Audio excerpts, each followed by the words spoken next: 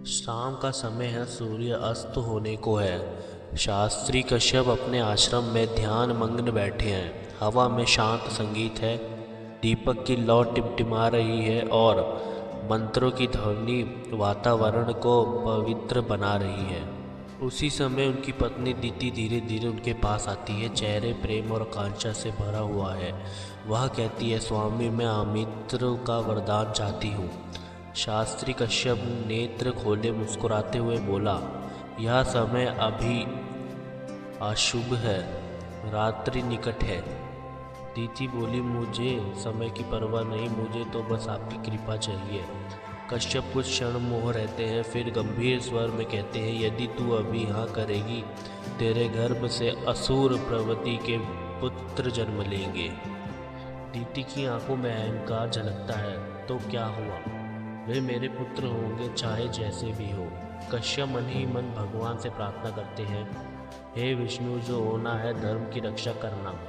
रात होते ही तारों के बीच सन्नाटा फैल जाता है। दीति अपने उद्देश्य में दृढ़ रहती है और अपनी इच्छा पूर्ण कहती है। आकाश में बिजली चमकती है, जैसे प्रकृति भी इस कर्म की साक्षी हो। देवलोक में इंद्र के मुख पर चिंता की रेखा आरंभ आती है। वह महादेव से कहते हैं, प्रभु, ब्रह्मांड में कोई असंतुलन आने वाला है। महादेव शांति से कहते हैं, दीति की कोख से शक्ति और विनाश दोनों जन्म लेंगे।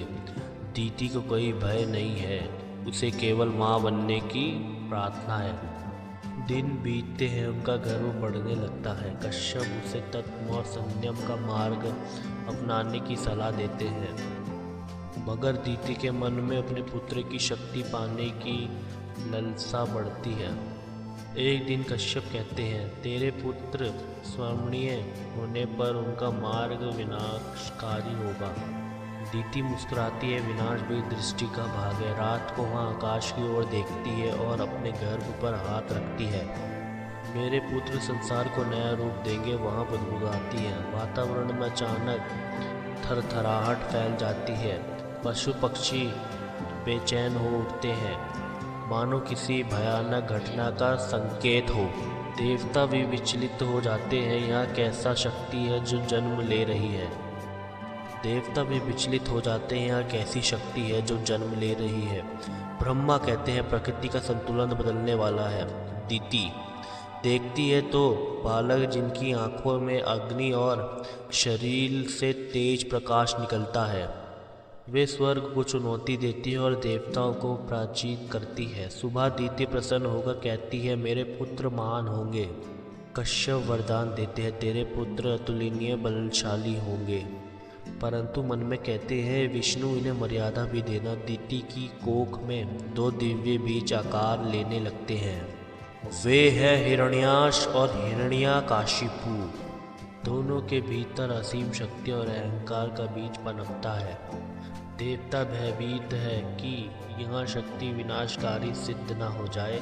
इंद्र महादेव से प्रार्थना करते हैं, प्रभु, इनका अंत कैसे होगा? महादेव कहते हैं, इनका अंत केवल विष्णु के अवतार से होगा। दीति अपने गर्भ की रक्षा हेतु मात्रों का जाप करती है। वह कहती है, मेरे पुत्र किसी से कम नहीं होंगे। रात्रि गहरी होती है, आकाश में तूफान उठता है। कश्यप ध्यान में बैठे हैं। उन्हें दूर से भविष्य की झलक दिखती है। वे देखते हैं युद्ध, रथ और क्रोध से भरी पृथ्वी। उनकी आंखों से आंसू बहते हैं। हे नारायण, ये कैसा भविष्य है? दीति अपने घर में हलचल महसूस करती है। बच्चे पहली बार हिलते हैं। आकाश से अजीब गर्जन की ध्वनि सुनाई देती है। दीति मुस्कुराकर कहती है, मेरे पुत्र जाग चुके हैं। कश्यप कहते हैं, यह आवाज़ सृष्टि का संतुलन बदल देगी। धीरे धीरे अंधेरे में ढल जाता है। स्क्रीन पर शब्द उभरते हैं, आरंभ। समय बीतता है। दीति का गर्भ पूर्ण रूप से बढ़ चुका है। उसका चेहरा तेजी से चमक रहा है। शास्त्री कश्यप उसके पास बैठकर वेदों का उच्चारण करते हैं ताकि गर्भ में शांति संतुलन रहे। अचानक शास्त्री के माध्यम में आकाश में बिजली बड़बड़ाती है। बादलों की गरज से धरती कांप उठती है। आश्रम के चारों ओर अग्नि के गोले से जैसे कोई अदृश्य शक्ति घूम रही हो। दीति पीड़ा से कराह उठती है। उसकी आंखों में आंसू और चेहरा तपस्या से जलता हुआ प्रतीत होता है। कश्यप ध्यान में बैठते हैं। मंत्रों का उच्चारण से आकाश में दिव्य आभा फैल जाती है। उसी क्षण दीति 2 बालकों को जन्म देती है। एक का नाम रखा जाता है हिरण्याक्ष, दूसरे का नाम हिरण्यकाशिपु। उनके जन्म के साथ ही पूरी धरती का एक असाधारण कंपन महसूस होता है। देवता आकाश से देखते हैं 2 छोटे बच्चे, पर शरीर से स्वर्ग समान तेज निकलता है। ब्रह्मा कहते हैं ये दोनों असाधारण शक्ति लेकर आए हैं, किंतु उनकी प्रवृत्ति अलग है। इंद्र चिंतित स्वर में बोलते हैं यदि ये बड़े हुए तो स्वर्ग संकट में पड़ जाएगा। महादेव शांत रूप से कहते हैं प्रत्येक युग को अपना संतुलन चाहिए, ये दोनों वही लाएंगे। दीति दोनों को गोद में लेकर कहती है मेरे पुत्रों, तुमसे संसार डरे नहीं, तुम्हारी पूजा करे। महादेव शांत भय से कहते हैं प्रत्येक रूप को अपना संतुलन चाहिए, ये दोनों वही लाएंगे। दीति दोनों को गोद में लेकर कहती है मेरे पुत्रों, तुमसे संसार डरे नहीं, तुम्हारी पूजा करे। बालक मुस्कुराते हैं, पर उनकी आंखों में कोई अनोखा रहस्य चमकता है। वर्षों बीतते हैं, दोनों असाधारण वेग से बढ़ते हैं। बचपन से ही उनमें बल, घमंड और क्रोध का संगम दिखता है। हिरण्याक्ष को पृथ्वी के तत्व से खेलना पसंद है। मिट्टी को हाथों में मसलना वह गर्जना करता है। हिरण्याक्षिपु को शांति और शासन में रुचि है। वह सबको अपने आदेश का पालन कराना चाहता है। उनके खेल में भी सामान्य नहीं है। वे पर्वत फेंकते हैं, वृक्षों को उड़ाते हैं और वनों में आग फैलाते हैं। शास्त्री कश्यप उन्हें शांत स्वभाव सिखाने का प्रयास करते हैं, पर उनका क्रोध बहुत ज़्यादा है। एक दिन कश्यप कहते हैं बल के साथ बुद्धि और विनम्रता आवश्यक है। हिरण्यकाशिपु हंसकर कहते हैं हम बल से ही नियम बनाएंगे, बुद्धि बाद में आएगी। दीति अपने पुत्रों पर गर्व करती है, पर कश्यप का हृदय भय से भर जाता है। उन्हें दिखता है कि ये दोनों भविष्य में देवताओं को चुनौती देंगे। एक दिन स्वर्ग के देवता जब आकाश में विश्व वर्षों कहते हैं, हिरण्याक्ष क्रोध से कहता है ये फूल मेरे नहीं बरसते हैं। वह अपनी गदा उठाकर आकाश में फेंकता है, जिसमें बादल फट जाता है और बिजली बरसने लगती है। यह देखकर सारे देवता डर जाते हैं। ये बालक तो बालक नहीं, प्रलय का संकेत है। कश्यप कहते हैं शांत करने का प्रयास करते हैं। बालक यह अहंकार विनाश लाता है। हिरण्याक्ष कहता है हम विनाश से नहीं डरते, हम स्वर्ग विनाश है। हिरण्यकाशिपु गंभीर स्वर में जोड़ता है हमारा नाम सुनकर देवता कांपेंगे। दोनों अपने बल से संपूर्ण वर्ण क्षेत्र पर शासन करने लगते हैं। पशु पक्षी तक उनका आदेश से चलते हैं और चारों दिशाओं में उनका भय फैलने लगता है। दीति प्रसन्न है मेरे पुत्रों की महिमा देखो, इन्हें कौन रोक सकता है। लेकिन कश्यप मोह रहते हैं, क्योंकि उन्हें भय का खेल दिखने लगता है। धीरे धीरे उनके मन में यहाँ भय उठता है कि वे स्वयं देवताओं से भी ऊपर है। हिरण्यकाशिपु कहते हैं यदि देवता पूजे जा सकते हैं तो हम क्यों नहीं। हिरण्याक्ष उत्तर देते हैं क्योंकि शक्ति ही पूजा का आधार है। वे दोनों तपी हुई भूमि में जाकर कठोर साधना करते हैं। निश्चय कहते हैं वे तपी हुई भूमि में जाकर कठोर साधना करने का निश्चय करते हैं। सूर्य की तपीश, वर्षों और तूफान में वे ध्यान लगाते हैं। नंगे पांव बिना भोजन के उनकी साधना से पूरी पृथ्वी कांपने लगती है। पर्वत से धुआं उठता है। ब्रह्मा जी स्वयं प्रकट होते हैं। उन्हें चेहरे पर गंभीरता है। क्या चाहते हो? वे दैत्य पुत्रों ब्रह्मा पूछते हैं। हिरण्यकाशिपु झुककर कहते हैं हमें ऐसा वरदान दो कि हमें कोई ना मार सके, ना देवता ना मनुष्य। हिरण्याक्ष कहते हैं, ना दिन में ना रात में, ना अंदर ना बाहर। ब्रह्मा गंभीर होकर कहते हैं, तुम्हारी इच्छा पूर्ण होगी। यहाँ वरदान तुम्हारा विनाश का मार्ग भी बनेगा। दोनों भाई प्रसन्न होकर हाथ जोड़ते हैं, हम अमर हो जाए। ब्रह्मा विलीन हो जाते हैं और आकाश में अग्नि की लहर उठती है। हिरण्याक्ष गर्जना करता है, अब संसार हमारा है। हिरण्याकशिपु हंसता है, अब विष्णु भी हमें नहीं रोक पाएगा। दृश्य समाप्त होता है, पृष्ठभूमि में गर्जना गूंजती है और स्क्रीन पर शब्द उभरते हैं, अहंकार का आरंभ। कैमरा धीरे धीरे स्वर्गलोक से धरती की ओर जूम करता है, जहां अहंकार छा गया है। पर्वत, नदी और जंगल सब जैसे किसी अदृश्य शक्ति के अधीन कांप रहे हैं। शास्त्री, तपस्वी और देवता सब परेशान हैं, क्योंकि पृथ्वी जल में डूब चुकी है। देवताओं के सभा में भय का माहौल है। हर कोई एक ही बात कहता है, पृथ्वी कहाँ गई। इंद्र चिंतित होकर ब्रह्मा के पास जाते हैं, प्रभु सृष्टि का क्या होगा। ब्रह्मा ध्यान मग्न है, उनकी आंखों में तेज है। वे अभी अनुभव करते हैं कि कुछ भयानक हुआ है। तभी ब्रह्मा के मन में आवाज आती है, विष्णु ही उपाय है। सारे देवता एक स्वर में पुकारते हैं, हे नारायण हमारी रक्षा करें। दृश्य बदलता है, क्षीर सागर में विष्णु शेर नाग पर स्नान कर रहे हैं। लक्ष्मी पास बैठी है। जल में कमल की खुशबू फैली हुई है, वातावरण दिव्यता से भरा हुआ है।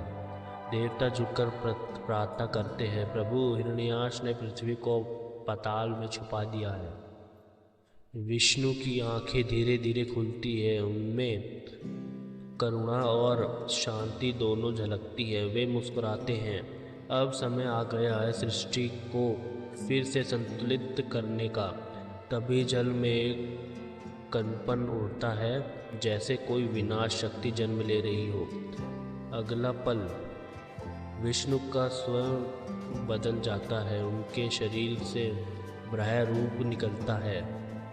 उनका चेहरा सूअर जैसा, पर दिव्य और चमकदार शरीर विनाश और सुनहरा। देवता विस्मित है, यह कौन सा अदृश्य रूप है। ब्रह्मा कहते हैं, यह वराह अवतार है जो पृथ्वी को पुण्य उठाएगा। वराह विष्णु का रूप है, गर्जना करता है, उनकी आवाज़ पूरे ब्रह्मांड में गूंजती है। जल के कण ऊपर उठते हैं, आकाश में बिजली कूदती है। वराह अपने शरीर को ऊपर उठाकर आकाश की ओर छलांग लगाता है। पाताल की ओर जाते हुए उनका शरीर पहाड़ जैसा विनाश हो जाता है। समुद्र के अंदर अंधकार है, पर वराह की आंखों से प्रकाश निकल रहा है। अचानक वह हिरण्याक्ष से टकराता है, जो पृथ्वी को पकड़कर हंस रहा है। हिरण्याक्ष कहता है, कौन है जो मेरे अधिकार में आया। वराह गंभीर स्वर में बोलता है, मैं वही हूँ जो सृष्टि का पालन करता है। हिरण्याक्ष का क्रोध और बढ़ जाता है, कोई मुझे नहीं रोक सकता। वराह एक ही झटके में उसकी गर्दन दूर फेंक देता है। जल में भीषण लड़ाई शुरू हो जाती है। देवता ऊपर से देख रहे हैं, दोनों के टकराने से ज्वाल की लहरें उठती है, जैसे सागर फट जाए। वराह ने अपनी सूंड से पृथ्वी को ढूंढ निकाला, छोटी पर चमकती हुई। वहाँ उसे धीरे से अपने दांतों पर उठा लेता है। हिरण्याक्ष चिल्लाता है, नहीं, यह मेरी शक्ति है। वराह कहते हैं, पृथ्वी की संपत्ति नहीं, यह सृष्टि का आधार है। वराह जल के ऊपर उठते हैं, उनके चारों ओर प्रकाश की लहरें उठ रही है। देवता ऊपर से विश्व वृष्टि करते हैं, जय श्री वराह। हिरण्याक्ष फिर हमला करता है, लेकिन इस बार वराह उनकी गदा पकड़ लेता है। वे उसे जोर से पटकते हैं, जल कांप उठता है। वराह के स्वर में ब्रह्मादीय गूंज है, तेरा अंत ही है। हिरण्याक्ष जमीन पर गिरता है, उसकी शक्ति क्षीण हो जाती है। वह अपने दांतों से पृथ्वी को उठाकर आकाश की ओर ले जाता है। पृथ्वी की सतह पर जल उतर जाता है, फिर से जीवन का जन्म होता है। शास्त्री और देवता संतुलित करते हैं कि नारायण की जय। ब्रह्मा प्रसन्न होकर कहते हैं, सृष्टि फिर से संतुलित में लौट आई। सृष्टि फिर से संतुलित में लौट आई। ब्रह्मा मुस्कुराते हैं और धीरे धीरे अपने स्वरूप में लौटते हैं। जल शांत हो जाता है, आकाश नीला दिखाई देता है। पृथ्वी अब सुरक्षित है, लेकिन ब्रह्मांड जानता है कि असुरों का युग अभी समाप्त नहीं हुआ। ब्रह्मा धीरे से कहते हैं, हिरण्याक्ष मरा पर उनका भाई हिरण्यकाशिपु बदला जरूर लेगा। कैमरा जूम आउट होता है, ब्रह्मा आकाश में विलीन हो जाता है और पृष्ठभूमि से संगीत बजता है, जय विष्णुदेव। सीन की शुरुआत गहरे अंधेरे से होती है। पहाड़ों के बीच आग की लपटें उठ रही है। धुएं के बीच एक आकृति धीरे धीरे उभरती है। वे एक हिरण्यकाशिपु, उसके चेहरे पर क्रोध है, आंखों में जलती हुई प्रतिशोध की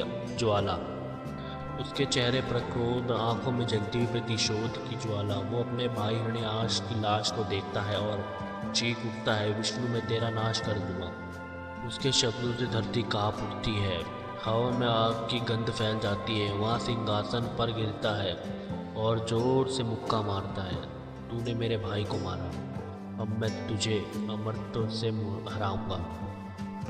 उसकी माँ दीति उसे समझाती है, बेटा विष्णु सर्वशक्तिमान है, उसकी शत्रुता मत कर। हिरण्याकाशिपु ठंडे स्वर में कहते हैं, माँ अब मैं विष्णु नहीं वरदान को पुकारूंगा। माँ जल की ओर बैठता है, जहाँ कोई नहीं जाता, सिर्फ तपस्याओं की आत्मा का कंपन होता है। सूरज की किरणें पेड़ों के बीच से गुजरती है, पर उसकी आंखों में सिर्फ बदला जलता है। वहाँ घने जंगल के बीच में एक चट्टान पर बैठ जाता है, उसकी आवाज़ एक गर्जना जैसी गुजरती है, हे ब्रह्मादेव मुझे वरदान दो, लेकिन कोई उत्तर नहीं आता। वहाँ आंखें बंद करता है, ध्यान लगाता है, मैं तब तक नहीं उठूँगा जब तक अमरत्व नहीं पाऊँ। साल गुजरते हैं, उसका शरीर सूख जाता है, पर तपस्या बढ़ती जाती है। चारों ओर किरणें जलने लगती हैं, पर स्थिति रहता है जैसे पत्थर। देवता भयभीत होकर ब्रह्मा के पास जाते हैं, प्रभु यह आंसू तपस्या से ब्रह्मांड को जला देगा। ब्रह्मा कहते हैं, जब तक तप का फल ना दे दिया जाए ब्रह्मा का संतुलन नहीं रहेगा। वे ध्यान लगाते हैं और हिरण्याकाशिपु के सामने प्रकट होते हैं, चमकते हुए कमल पर बैठे। हिरण्याकाशिपु धीरे से आंखें खोलता है, उनके चेहरे पर विजय की मुस्कान। प्रणाम प्रभु, वह कहता है, मेरे वर्षों तक तपस्या की है, अब मुझे वरदान चाहिए। ब्रह्मा गंभीर स्वर में पूछते हैं, क्या चाहते हो तुम? हिरण्याकाशिपु कहता है, मुझे मुक्ति से मुक्त कर दो। ब्रह्मा कहते हैं, मुक्ति से कोई नहीं बच सकता, कुछ और मांग। वहाँ चतुराई से बोलता है, तो ऐसा वर दो कि मैं ना देवों से वरूँ, ना असुरों से, ना किसी पशु से, ना किसी मानव से, ना दिन में ना रात में, ना घर के अंदर ना बाहर, ना किसी शस्त्र से ना अस्त्र से। ब्रह्मा सोच में पड़ जाते हैं, तू बहुत चतुर है। लेकिन नियम के अनुसार ब्रह्मा उसे वरदान दे देते हैं। तथास्तु। हिरण्याकशिपु के चेहरे पर गर्व और विजय की लहर दौड़ जाती है। वह धीरे से खड़ा होता है, उसका शरीर फिर से दमकने लगता है, उसका चारों ओर अग्नि का गोला घूमता है, शक्ति का प्रतीक। वह गर्जना करता है, अब मैं अमर हूँ, अब कोई मुझे नहीं रोक सकता। आकाश कांप उठता है, बिजली चमकती है और ब्रह्मा विलुप्त हो जाते हैं। हिरण्याकशिपु महल लौटता है, अब वहाँ राजा नहीं अत्याचारी बन चुका है। वहाँ कहता है, अब सृष्टि में सिर्फ एक नाम गूंजेगा, हिरण्याकशिपु। देवताओं के मंदिर तोड़े जाते हैं, विष्णु की मूर्तियाँ जलाई जाती है, सब लोग भयभीत है क्योंकि जिसने उसका विरोध किया वह मारा गया, लेकिन उसकी पत्नी कायाधु गर्भवती है और उसके गर्भ में है प्रहलाद, विष्णु का महान भक्त। दृश्य बदलता है। कायाधु रात में भगवान विष्णु का नाम जप रही है। एक दिव्य प्रकाश कैमरे में फैलता है। एक आवाज़ आती है, तेरा गर्भ का पुत्र मेरा भक्त होगा। कायाधु की आंखों से आंसू गिरते हैं पर चेहरे पर शांति है। दूसरी ओर हिरण्यकशिपु अपनी विजय का जश्न मना रहा है। शराब और नाच के बीच पागलपन से हंस रहा है। उसकी हंसी से महल कांप जाता है जैसे विनाश का संकेत हो। ब्रह्मांड के कोनों में देवता चिंतित है, अब कौन रोक पाएगा इन अत्याचारी को।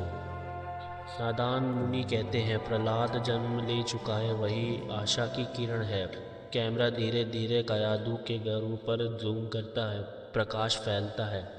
बैकग्राउंड में आवाज़ आती है, जहाँ अधर्म बढ़ेगा वहाँ धर्म की रक्षा के लिए स्वयं भगवान उतरेंगे। सीन शुरू होता है। रात का समय में बादल गरज रहे हैं, आसमान बिजली चमक रही है। हिरण्यकशिपु के महल में अंधेरा फैला है, लेकिन एक कैमरे से प्रकाश की लहरें उठ रही है। वह कैमरा है कायाधु का, जो प्रसव पीड़ा में है, पर उसके चेहरे पर अजीब सी शांति है। कैमरे में नादान मुनि खड़े हैं, उनका वीणा धीरे धीरे गूंज रहा है। कायाधु धीरे से कहती है, स्वामी मुझे शक्ति दो, मेरा बच्चा धर्म का मार्ग चुने। नारद मुनि मुस्कुराते हैं, वह स्वयं विष्णु का भक्त बनकर जन्म लेगा। तभी कैमरे में प्रकाश और बढ़ता है। एक दिव्य बालक जन्म लेता है। हवा में सुगंध फैल जाती है, संगीत सुनाई देता है जैसे देवता स्वयं गा रहे हो।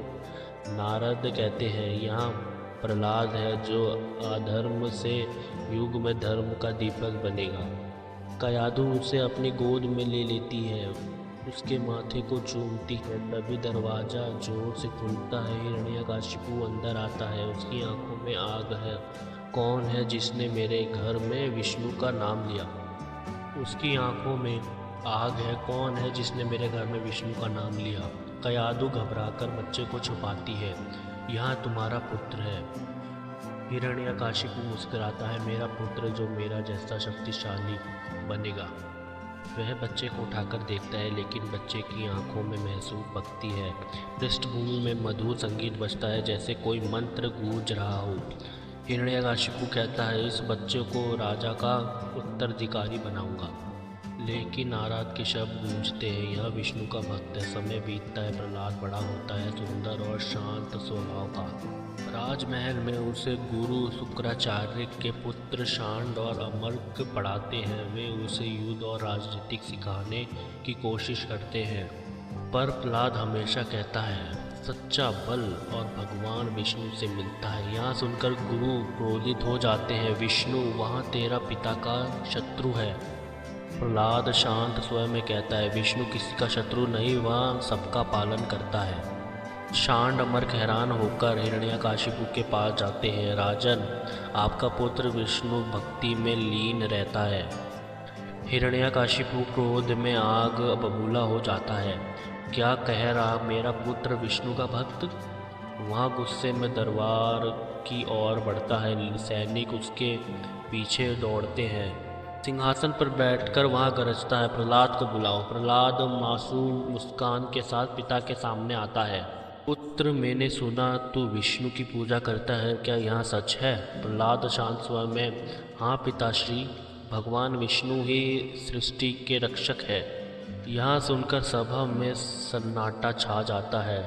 हिरण्यकशिपु की आंखों में क्रोध जलने लगता है। क्या तू मेरा शत्रु की पूजा करता है? मैं किसी के शत्रु की नहीं, सबके हित की पूजा करता हूँ, प्रहलाद उत्तर देता है। हिरण्यकशिपु गुस्से में गर्जना करता है, तेरा शब्द मेरे लिए आसमान है। वहाँ सैनिकों को आदेश देता है, इसे ले जाओ और इससे युद्ध कला सिखाओ, भक्ति नहीं। प्रहलाद को बाहर ले जाया जाता है, लेकिन उसके होठों पर विष्णु का नाम, ओम नमो नारायण नमः, पृष्ठभूमि में मधुर भजन गूंजता है। हवा में शक्ति और शांति दोनों का मिश्रण है। रात के समय प्रहलाद अकेला बैठा है, हाथ जोड़कर प्रार्थना कर रहा है। उसकी आंखों में कोई भय नहीं, सिर्फ विश्वास है।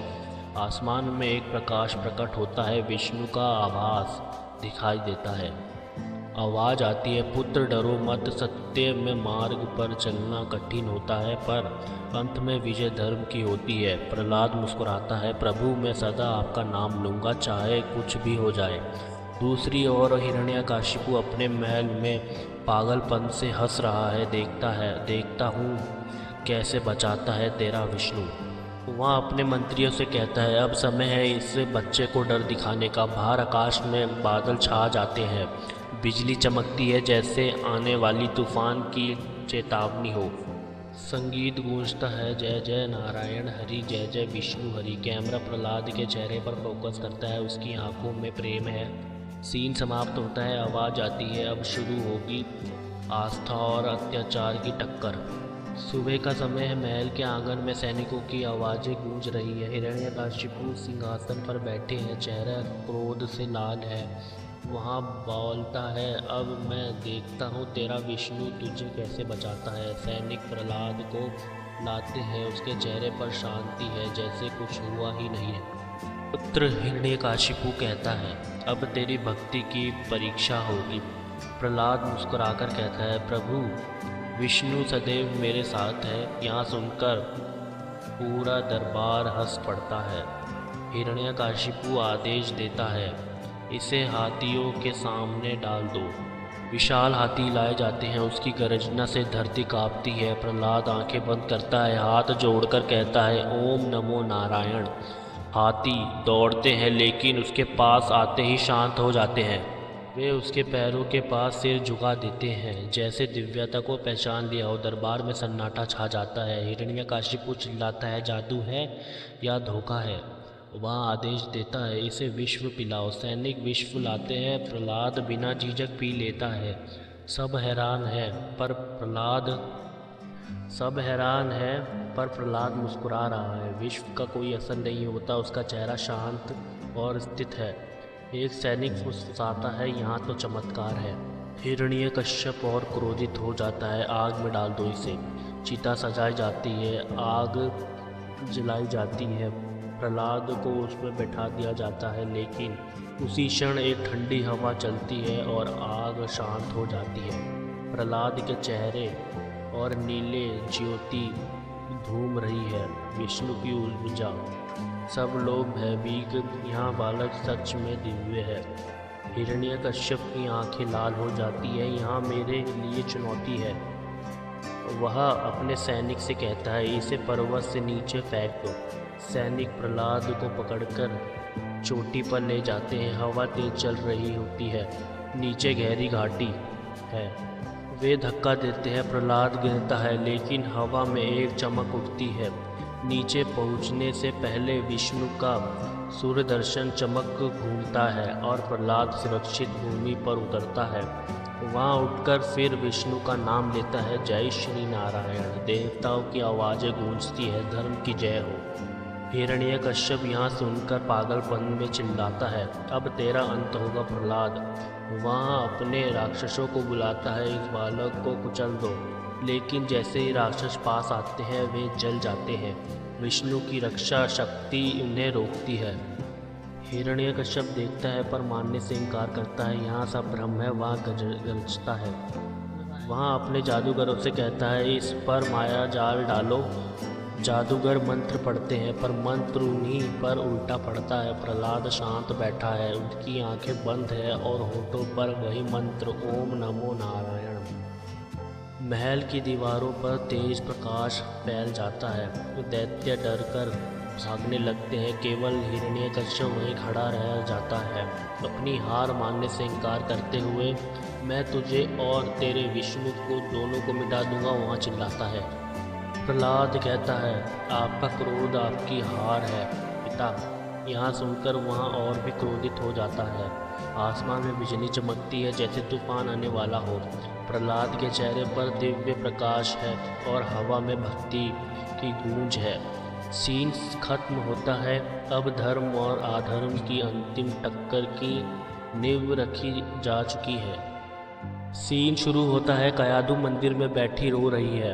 वह कहती है, हे नारायण, मेरे पुत्र को बचा लो। उसकी आंखों से आंसू गिरते हैं, पर विश्वास बना हुआ है। कैमरे में एक प्रकाश प्रकट होता है। विष्णु का स्वर सुनाई देता है, कयाधु, चिंता मत करो, तेरा पुत्र मेरा साधन है। उसके माध्यम से मैं अधर्म का अंत करूँगा। कयाधु हाथ जोड़ती है, प्रभु कृपा करे। दूसरी ओर प्रहलाद को महल के अंधेरे कक्ष में कैद कर दिया जाता है। दीवारों से जंजीरों की आवाज़ आ रही है, पर वहाँ अब भी भजन गा रहा है, जय नारायण जय हरि। एक सैनिक धीरे से कहता है, कैसा बालक है, यहाँ किसी से भी नहीं डर रहा है। दूसरा कहता है, इसमें विष्णु की शक्ति है। हिरण्यकश्यप दूर से यहाँ सब सुनता है और भीतर से जल उठता है। अब मैं खुद देखूंगा कि यहाँ विष्णु कहाँ है। वहाँ रात में अपने गुप्त कक्ष में जाता है और वहाँ अंधकार छाया है। दीवारों पर खुद की मूर्तियाँ हैं और उसकी शक्ति दिखाती है। वहाँ उन्हें मूर्तियों के सामने खड़ा होकर कहता है, मैं ही ईश्वर हूँ। पर एक मूर्ति गिर जाती है, जैसे ब्रह्मांड ने विरोध किया हो।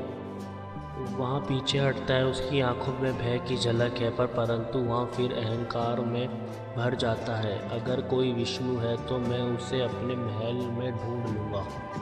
अगले दिन वह प्रहलाद को बुलवाता है। पुत्र, तू कहता है कि विष्णु हर जगह है।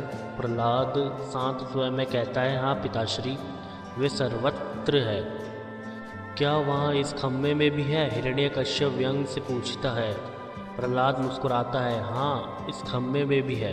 दरबार में सन्नाटा छा जाता है। हिरण्यकश्यप गरजता है, अगर वह यहाँ है तो मैं उसे निकालूंगा। वहाँ गदा उठाकर खम्भे में वार करता है। एक जोरदार धमाका होता है, पूरा महल कांप उठता है। प्रकाश की लहरें फैलती है, दीवारें फटने लगती है, आसमान में बिजली कूदती है और एक गर्जना सुनाई देती है, नारायण। सब लोग भयभीत है, कोई नहीं समझ पा रहा है क्या हुआ। धुएं और आग के बीच से एक दिव्य सिंहाकार आकृति उभरती है। उसकी आंखों में अग्नि है, चेहरे पर मानवता और पशुता दोनों का मेल। दरबार काँप रहा है। यहाँ है नरसिम्हा अवतार। हिरण्यकश्यप पीछे हटता है। यहाँ कौन है? प्रहलाद झुककर हाथ जोड़ता है, प्रभु आप आ गए। नरसिम्हा की गर्जना से आकाश फट जाता है। देवताओं की आवाज़ें गूंजती है, जय श्री नरसिम्ह देव। महल की दीवारें टूटने लगती है, राक्षस भागने लगते हैं। हिरण्यकश्यप गदा उठाता है, मैं नहीं डरता। नरसिम्हा उसके सामने खड़े हैं, आधे मानव आधे सिम्हा। उसका चेहरा भयावह पर दिव्य है। हवा में ऊर्जा का विस्फोट होता है, जैसे ब्रह्मांड रुक गया हो। प्रहलाद के चेहरे पर संतोष है, अब अधर्म का अंत होगा। हिरण्यकश्यप आखिरी बार चिल्लाता है, मैं अमर हूँ। नरसिम्हा गरजते हैं, तेरा वरदान तुझी पर भारी पड़ेगा। कैमरा उनकी अग्नि जैसे नेत्रों पर जूम करता है। बैकग्राउंड में आवाज़ आती है, अब अन्याय अपनी सीमा पार कर देता है, अब ईश्वर अपने नियम तोड़ देता है। हिरण्यकश्यप पीछे हटता है, ये क्या है? नरसिम्हा की गर्जना से महल की छतें गिरने लगती है, हवा में दिव्य ऊर्जा गूंजती है, मैं हूँ धर्म का रक्षक। हिरण्यकश्यप डर से कांप उठता है, नहीं मैं अजय हूँ। नरसिम्हा कहते हैं, तेरा अंत तुझे ही मिलेगा। वह अपने नाखून से दीवारें चीर देते हैं। हिरण्यकश्यप दौड़ने लगता है, पर चारों ओर केवल नरसिम्हा की गर्जना है। सैनिक भागने की कोशिश करते हैं, पर ऊर्जा की लहरें उन्हें गिरा देती हैं। नरसिम्हा हवा में छलांग लगाते हैं और राजा को पकड़ लेते हैं। उसकी शक्ति इतनी है कि पूरी धरती कांपने लगती है। नरसिम्हा सिंहासन के पास पहुंचते हैं और उसे अपने घुटनों पर रखते हैं। सूर्यास्त हो चुका है, पर पूरी दुनिया में रक्तिम आभा फैल रही है। नरसिम्हा कहते हैं, ना दिन में ना रात में, ना अंदर ना बाहर, यहाँ है तेरा अंत हिरण्यकश्यप। नरसिम्हा उसे दरवाजे की दहलीज पर रखते हैं, ना अंदर ना बाहर की जगह। समय स्थित हो जाता है, सब कुछ शांत। फिर नरसिम्हा अपने नाखूनों से उसका वध कर देते हैं। गर्जना गूंजती है, सत्य की सदा विजय होती है। धरती पर प्रकाश फैल जाता है, देवता प्रकट होते हैं, फूल वर्षा करते हैं। प्रहलाद के चेहरे पर आंसू है, पर मुस्कान भी है। तो वह अपने पिताश्री के शव के पास जाता है और हाथ जोड़ता है। पिताश्री, भगवान ने आपका उद्धार किया है। नरसिम्हा अभी भी क्रोध में है, उनकी सांसें अग्नि जैसी है। देवता ब्रह्मा और लक्ष्मी उन्हें शांत करने जाते हैं, पर वहाँ रुकते नहीं। ब्रह्मा भगवान कहते हैं, जिसके लिए नरसिम्हा भगवान ने अवतार लिया है, वो ही कहकर नरसिम्हा भगवान को रोक सकते हैं। अब प्रहलाद आगे बढ़ता है, छोटे कदमों से नरसिम्हा के पास। वह कहता है, प्रभु आप शांत हो जाइए, अब अधर्म समाप्त हो गया है। नरसिम्हा की आंखें नर्म पड़ती है, वह झुककर प्रहलाद के सिर पर हाथ रखते हैं। उनका स्वर बदलता है, पुत्र तूने दिखा दिया कि सच्ची भक्ति क्या होती है। मैं तेरे भीतर सदा रहूँगा। फिर धीरे धीरे नरसिम्हा का रूप विलीन होने लगता है। प्रकाश आकाश की ओर उठता है, जैसे स्वयं विष्णु लौट रहे हैं। प्रहलाद आंसुओं में झुककर प्रणाम करता है। देवता सब जय दोष करते हैं, जय श्री हरि, जय श्री प्रहलाद भक्त। धरती पर फिर से शांति लौट आती है। फूलों की वर्षा से पूरा आकाश ढक जाता है। विश्व भूमि में मधुर संगीत, हरि नाम सत्य है। कैमरा धीरे धीरे ऊपर उठता है, महल से आकाश तक। सूरज की किरणें प्रकट होती है, जैसे नया युग आरंभ हुआ हो। आवाज़ आती है, जब अधर्म बढ़ता है तब मैं जन्म लेता हूँ। प्रहलाद मुस्कुराता है, प्रभु सदा हमारे साथ है। अंतिम फ्रेम में नरसिम्हा का प्रतीक चिन्ह चमकता है। मूवी समाप्त होती है दिव्य रोशनी और भक्ति के स्वर के साथ। अगर आपको ये महाअवतार नरसिम्हा की कहानी पसंद आई हो तो वीडियो को लाइक ज़रूर करें और सब्सक्राइब करना ना भूलें, ताकि अगली डिवाइन कहानी सबसे पहले आप तक पहुंच सके। कमेंट में लिखिए जय श्री नरसिम्हा देव, ताकि हम सब मिलकर भक्ति और धर्म का संदेश फैला सके। मिलते हैं अगले वीडियो में, तब तक के लिए हरे कृष्णा हरे नारायण।